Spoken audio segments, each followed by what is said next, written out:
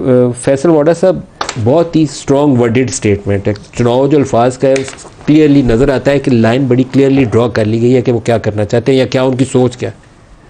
बहुत शुक्रिया मलिक साहब। देखिए नदीम भाई, सबसे पहले तो ये कि ये जो आज अलामिया आया है और जो इसके ऊपर फ़ौज ने अपना स्टांस दिया है और सख्ती की साइड दिखाई है, ये एक्चुअली कई दिहाइयों पहले आना चाहिए था। ये जो इनिशियली जब पिछले 8-10 सालों के अंदर जो हमने देखा रिवायत रीत और रिवायत जो स्पेस देते चले गए, फॉर नो रीज़न आप इंस्टीट्यूट को आके अपनी मर्ज़ी से ट्विस्ट कर दें। उस पर सारी पोलिटिकल पार्टी हैं, उसमें नून है, पीपल्स पार्टी है, PTI है, मौलाना है, सब है, एवरीवन, MQM है, सब ने काम किया। और वो स्पेस अगर उस वक्त रोक दी जाती तो आज ये दिन नहीं देखने पड़ते। लेकिन दे रहा है, दुरुस्त है, बहुत अच्छा इकदाम है। इदारों के अंदर जैसे आप सुप्रीम कोर्ट के जजेस के ऊपर डायरेक्ट इल्ज़ामात बगैर सबूत के नहीं लगा सकते। उनका एक तरीक़ेकार है, अगर आपको कोई चीज़ मिलती है तो आप चले जाएँ सुप्रीम जुडिशल काउंसिल के अंदर और फिर प्रोसेस चलती रहेगी। इसी तरह फौज का मैकेनिज्म, आपको किसी चीज़ को प्रॉब्लम है आप उनके मैकेनिज्म में चले जाएँ। बट ये नहीं हो सकता कि आप सोशल मीडिया में, और मेजॉरिटी बाय लाज आपकी बात इंट्रोडक्शन ठीक है कि यहाँ किसी को मुल्क से तो कोई वफादारी नहीं थी। एक ख़ास तौर पे मखसूस सोशल मीडिया के ऊपर कैंपेन चलाकर यूट्यूब चैनल से डॉलर्स कमाने का ज़रिया बना हुआ है। जितना आप जिसको गाली दें उतना वो व्यूज़ बढ़ते हैं और डॉलर्स आपको पड़ते हैं, मिलते हैं। यूट्यूब का मेजॉरिटी किसी ने पाकिस्तान के लिए नहीं किया, किसी ने किसी पार्टी के लिए नहीं किया, सब अपनी जेब भरने के लिए कर रहे थे। तो अगर आप कहें कि ये यूट्यूबर्स जो हैं या सो कॉल्ड सोशल मीडिया जो फौज ने ये जो पोजीशन ली है ये बड़ा सख्त स्टैंड है, बहुत अच्छा है, ये बहुत ज़रूरी है। ये खुद मुख्तारी पाकिस्तान के लिए, पाकिस्तान की बका के लिए, या आने वाले दिनों में जो मिस्टेक्स पीछे पास में हो गई हैं उनको रोकने के लिए एक बहुत अच्छा इकदाम है। और इसमें बिग और फिल फॉर किसी के अंदर डिफरेंस किए बगैर अक्रॉस द बोर्ड जो भी इसमें आता है उसके ऊपर बहुत सीवियर एक्शन लेना चाहिए। मैं 9 मई को यौम स्याह समझता हूँ और मेरे ख्याल में सियासी तौर पर ये खुदकुशी करने वाला फैसला था, दुरुस्त फैसला नहीं था। मैं इसको बिल्कुल डिफेंड नहीं करता बल्कि मजम्मत करता हूँ उस सोच की भी जो ये सोचता है कि कभी सुप्रीम कोर्ट पे चढ़ जाए, कभी कोर्ट कमांडर हाउस पे चढ़ जाए या GST पे अटैक करके कोई सियासी रवैया, ये सियासी रवैया नहीं है। लेकिन अब जो मुल्क के अंदर इस वक्त तफरीक है, जो इस वक्त फसाद वाली कैफियत है, उसको समेटने के लिए कुछ इकदाम करने पड़ते हैं। सियासी बड़ों को सोच का मुजाहरा करना पड़ेगा और वो फसाद ख़त्म करने के लिए आपको रिकन्सिलिएशन करनी पड़ती है। 10-20 हार्डकोर ढूंढ लें कि इसने आग लगाई थी, इसको तो नहीं छोड़ना, बाकियों के ऊपर तो मफाहमत हो सकती है। देखिए मेरे साहब आपने बड़ा अच्छी बात की। एक तो ये कि जिन्होंने नारा लगाया उनको तो आप कन्वेंशनल कोर्ट्स के अंदर भेज दें, ये मेरी जाती राय है कि जिन्होंने नारा लगाया उसको तो पॉलिटिकल वर्कर है, नारेबाजी में पकड़ा गया है। जिन्होंने स्पेसिफिकली आग लगाई, नुकसान दिया है, तमस्कर उड़ाया है, शोधा को उड़ाया है, नुकसान किया है, कोर कमांडर उसका किया है, उनको तो सीधा आर्मी कोर्ट्स के अंदर हवाले किया जाए। बिकॉज ये आर्मी की डोमेन में अटैक हुआ है, तो आर्मी की डोमेन का अटैक आर्मी संभालेगी, जुडिशरी का जो है वो जुडिशरी संभालेगी, हमारे सिविल मैटर है जुडिशरी संभालेगी। ये नहीं हो सकता कि आप अटैक कर दें फौज के ऊपर और फैसला कर दे कोई और आकर, या मैं उसका डैडी बन जाऊँगा, मैं इसका फैसला करूँगा। ये राइट आपको दिए नहीं, जबकि आपका अपील का भी राइट है। आर्मी के ट्रायल कोर्ट्स के अंदर इसका फैसला होना चाहिए। जिन्होंने एविडेंस बेस्ड अटैक किए हैं उसमें कोई माफ़ी नहीं होनी चाहिए अक्रॉस द बोर्ड। जिन्होंने नारे लगाए, जो पीछे खड़े थे, उसमें औरतें बच्चे हैं, गलतियाँ हो गई, उनके सारे रियासत को माँ वाला हिसाब करने की माफ़ करो और आगे बढ़ जाओ, वो ज़्यादा बेहतर भैया। मेरा तो बड़ा क्लैरिटी इसके अंदर है कि देखिए जो अगर तो शुएब साहब ये कह रहे हैं कि ये ड्रामा रचाया गया 9 मई का, नहीं वो गलत लफ्ज़ इस्तेमाल कर रहे हैं, you cannot establish it। तो क्या फिर इमरान खान साहब पर जो अटैक हुआ वो भी ड्रामा था? अगर ये ड्रामा था तो फिर वो भी ड्रामा था। इसका मतलब ये दोनों चीज़ें जो है वो जेन्युइन थी, बिल्कुल जेन्युइन थी। 9 मई पे अटैक जेन्युइन था, उन पे जो फायरिंग हुई जेन्युइन थी। अब आप इसको ड्रामा करके आप इंस्टिगेट कर रहे हैं, चीज़ों को उसी तरफ धकेल रहे हैं जो हमारा काम नहीं होना चाहिए। ये खुद भी वकील है, अच्छे इंसान है, इनको ऐसी बात नहीं करनी चाहिए। नंबर 2 ये कि जैसे आप 9 मई के वाक़यात को प्रोब करना चाहते हैं और ट्रायल करना चाहते हैं, बिल्कुल करें और आर्मी कोर्ट्स ही करें। इसी तरह मॉडल टाउन के भी जो कत्ल हुए थे उसको भी प्रोब करें। हर पॉलिटिकल जुडिशियल कमीशन वैसे बुरा आइडिया नहीं है, सुप्रीम कोर्ट बैठे सारी एविडेंसेस मांगे, इनके लोग मुलव्वस हैं या जो और मुलव्वस हैं सारों को सजा देते हैं। उसमें तो फिर 52 या 55 साल भुट्टो साहब को लगे, तो फिर अगर आप 62 साल लगेंगे, आप उसको मैंडेट देंगे कि 4 हफ्ते के अंदर रिपोर्ट दो। इस मैंडेट के अंदर 6 और 9 वाला हिस्सा तो सारी जिंदगी जो मुलव्वस होगा उसको सजा मिलेगी, क्योंकि ये CCTV फुटेजेस जहां अवेलेबल है वहां तो सजा का अमल आगे बढ़ाना और भी आसान। आपके घर में मैं आके बदतमीजी करता हूँ, आपका राइट होगा ना, आप मुझ पर एफआईआर काटेंगे। ये थोड़ी कि आप जाके कहेंगे कि मोहसिन राजा आपने आपके घर की एफआईआर काटा, फौज ने की है, फौज के हवाले करें वो लोग। सिविलियन कोर्ट्स भी तो फंक्शनिंग कोर्ट है, सुप्रीम कोर्ट बड़ा हाईएस्ट कोर्ट के अंदर जिन्होंने नारे किए हैं, जिन्होंने इश्तिहाद है, छोटे बच्चे हैं, माँ बहनें बेटियां हैं, एक्साइट हो गए, उनको यूज़ किया गया, नारे वालों का कन्वेंशनल कोर्ट्स में ला दें, उसकी टाइमलाइन दे के 6 महीने में 4 महीने में का फैसला करें। उनको भी सजाएं मिले, लेकिन बहुत सॉफ्ट सजाएं मिले। रियासत एक मिस्टेक माँ भी देती है, अल्लाह भी आपको मिस्टेक का माफ़ी देता है, आप दें। लेकिन जिन्होंने हार्डकोर क्रिमिनल एक्टिविटीज़ की हैं उसमें तो माफी है नहीं। सीधी आग लगाने वालों के अलावा जो नारे बांधने वाले थे उनके साथ नरमी। फिर तो आप रियासत को कॉम्प्रोमाइज करा दें। वाडा साहब, ये जो तनाज़ा है अभी जो नंबर सामने नज़र आ रहे हैं, एक बड़ा क्लियरली डिस्टॉर्शन उसके अंदर नज़र आ रही है, टेम्परिंग नज़र आ रही है। अब सुप्रीम कोर्ट का ऐसा मुनासिब फोरम होगा या नहीं होगा? नहीं, सुप्रीम कोर्ट तो मुनासिब फोरम नहीं है ना। सुप्रीम कोर्ट पर जाएंगे, कहेंगे पहले आप ट्रिब्यूनल में जाएं, ट्रिब्यूनल में 40-45 साल के बाद फिर आप उस तरफ आ जाएंगे। उसमें तो 4 साल आपके सूरी साहब गुजार गए थे।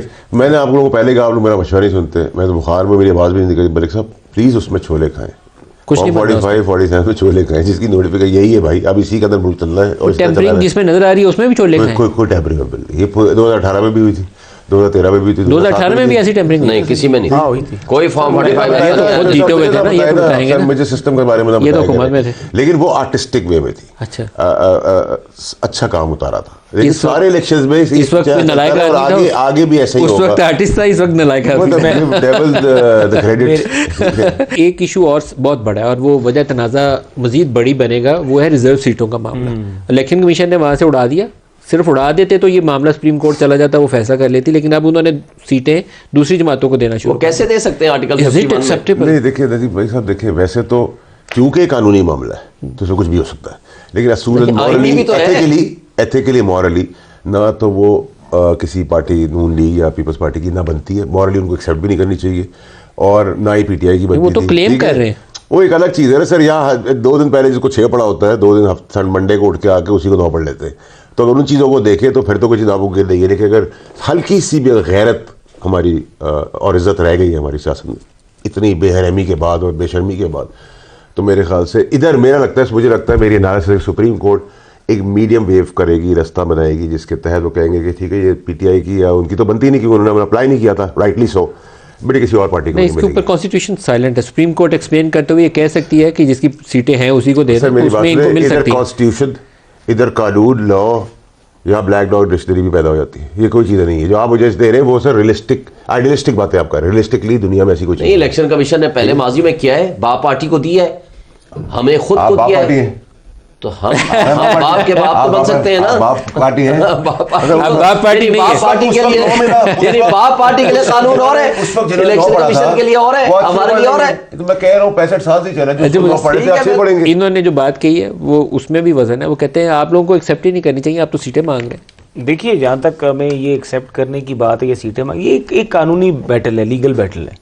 इन्होंने एप्लीकेशन दी, वो डेट की बात हो रही है, सेक्शन 104 की बात हो रही है कि एक सर्टन डेट होती है, उसके बाद अगर आप लिस्ट फाइल करते हैं तो वो नहीं आप कर सकते। ये कहते हैं, इनका जो आर्गूमेंट है, कल भी एक जगह पर सलमान राजा साहब से ही बात हो रही थी, तो ये कह रहे थे कि अनकॉन्स्टिट्यूशनल है। मैंने कहा ठीक है अगर आप कहते हैं, लेकिन लॉ जो है वो बड़ा क्लियर है कि एक सर्टन डेट के बाद आप जो है अपनी जो रिजर्व सीट्स की जो लिस्ट है, वो तो एक बहस है जो सुप्रीम कोर्ट फैसला करेगी, लेकिन वो सीटें दूसरी जमातों को दे दी। देखिए, अगर तो अब ये एक सिचुएशन हो गई है, अब सीटें तो है, अब हाउस को खाली तो नहीं छोड़ा जा सकता। अब एक पार्टी जो है उसकी लीगल इश्यूज आ गए, उसके बंदे इंडिपेंडेंट हो गए, इसलिए इनको नहीं देनी, तो बाकी पार्टी एक लो नहीं, मैं एक कानूनी बात है इसमें। ये कानूनी बात कैसे होगी सर? देखिए, इनका इशू तो सॉर्ट आउट होना कानूनी हो गया, लेकिन वो सीटें आपको दे दी जाएं, ये कैसे कानूनी होगी? ये तो अगर उसकी कोई रिप्रेजेंटेशन ही नहीं है, पीछे से आपकी बैकिंग नहीं है, आपकी लिस्ट ही नहीं गई, तो वो जो number of the seats in the parliament है वो खाली तो नहीं छोड़ी जा सकती। ब्रेक करीब आ गया जी, ब्रेक ले ले, ना किसी को तो देनी ब्रेक ले ले।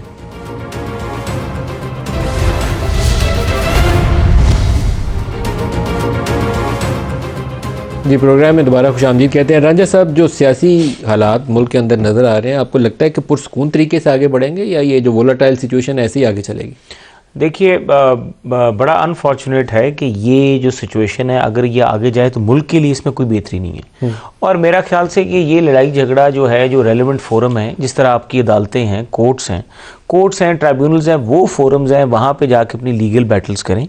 और लीगल बैटल्स के बाद अगर आपको वहाँ पे कोई रिलीफ मिलता है थ्रू प्रॉपर चैनल, ठीक है, उसको आप लेकर आ जाएं यहाँ पर, उसका अपना जो राइट है वो हासिल करें।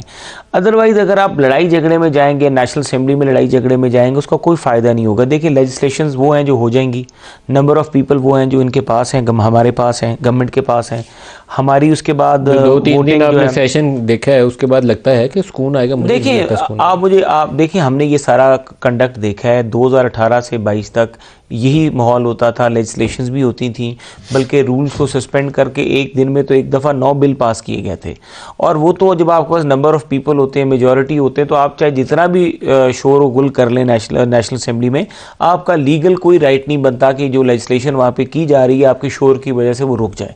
लेजिस्लेशन तो वही होंगी। तो इनको क्या करना चाहिए, इनको जाके कंट्रीब्यूट करना चाहिए पॉजिटिवली क्या कर इस्तेमाल करना चाहिए, ये हाउस करें, को अपनी यूज राय करें, अपने कंटेंट सब्सटेंस के साथ अपनी बात करें ताकि इनकी बात मीडिया में चले, लोग इनकी बात को सुने। शोएब साहब, स्टैंडिंग कमेटी लास्ट मिनट है सर, क्लोजिंग रिमार्क्स। ईवान के अंदर जाके अपना हिस्सा डालेंगे या बस हाउ हू करेंगे, क्या करेंगे? देखिए, इसमें हम हर फोरम इस्तेमाल करेंगे, हम हिस्सा भी डालेंगे, जहाँ लेजिस्लेशन होगी हम अपना पॉजिटिव रोल भी अदा करेंगे, मगर एहतजाज करना हमारा हक है। आइन और क़ानून के दायरे में हम धरने भी देंगे, हम बाहर भी एहतजाज करेंगे और पार्लियामेंट के अंदर भी करेंगे। देखें, जो कुछ हुआ है ये मुल्क के साथ अच्छा नहीं हुआ।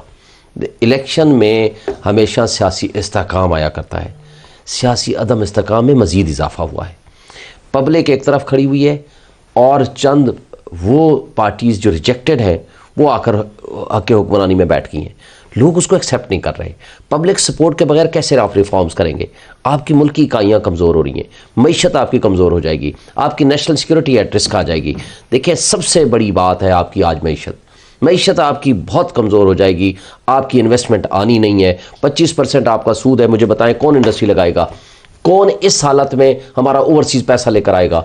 और फिर कौन इंटरनेशनल इन्वेस्टर आपके पास आएगा कि नहीं जी ये मुल्क के हालात बहुत अच्छे हैं, हम पैसा लेकर आ रहे हैं? आपने 5 साल अगर इस तरीके से चलाने हैं, देखें, इसके लिए मैं तो कहता हूँ मौजूदा गवर्नमेंट को भी चाहिए कि आप कमीशन बनवाएं, जुडिशल कमीशन बैठे, इस फॉर्म 45 और इस झगड़े को रिजॉल्व करे, और फिर जिसको भी हुकूमत मिलती है, जो कि हमें यकीन है कि हमारे पास सारे एविडेंसेस मौजूद हैं, जो हुकूमत आएगी ये जिम्मेदारी होगी बहुत बड़ी, और उससे जिम्मेदारी से निकलना बड़ा। लेकिन ये 45-47 वाली बहस जो है ये किसी अदालती फोरम पे तय हो जाए तो अच्छा है, ताकि मामला खुश उसलूबी से आगे बढ़े। शोएब शाहीन साहब, मोहसिन शाहनवाज रांझा साहब और फैसल वाडा साहब हमारे साथ हैं, सबका बहुत शुक्रिया। आज के लिए इतना ही, इजाज़त दीजिए, अल्लाह हाफ़िज़।